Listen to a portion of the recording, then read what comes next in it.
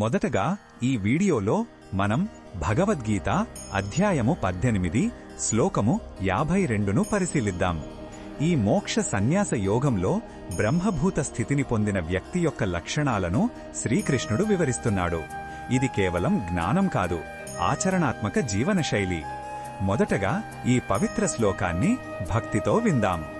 వివిక్త సేవీ లఘ్వాసి యత్వాక్కాయ మానసః ధ్యాన యోగ పరో నిత్యం వైరాగ్యం సముపాశ్రితః.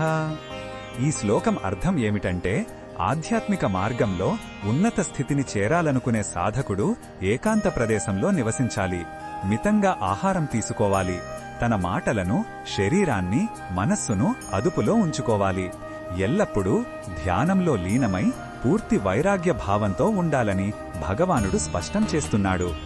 ఈ శ్లోకంలో ఉన్న భావం మనకు ఏమి చెబుతుందంటే, నిజమైన శాంతి బయటి ప్రపంచంలో కాదు, మన అంతరంగంలోనే ఉంది.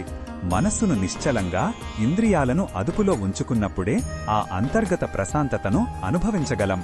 సరళమైన, క్రమశిక్షణతో కూడిన జీవితం ఆధ్యాత్మిక ఎదుగుదలకు పునాది అని ఈ శ్లోకం మనకు గుర్తు చేస్తుంది. ఈ బోధనను మన దైనందిన జీవితంలో ఎలా ఉపయోగించుకోవచ్చు అంటే, రోజు కొంత సమయం ఏకాంతంగా గడపడానికి ప్రయత్నించండి. మన శరీరానికి అవసరమంతవరకే సాత్విక ఆహారం తీసుకోండి.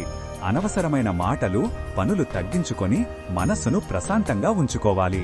ప్రతిరోజు ధ్యానం చేయడం ద్వారా ప్రాపంచిక విషయాలపై ఆధారపడకుండా ఆత్మస్థైర్యంతో జీవించడం అలవాటు చేసుకోవచ్చు. మరిన్ని భగవద్గీత శ్లోకాల అర్థాన్ని తెలుసుకోవాలంటే మా తదుపరి వీడియోలను తప్పకుండా చూడండి.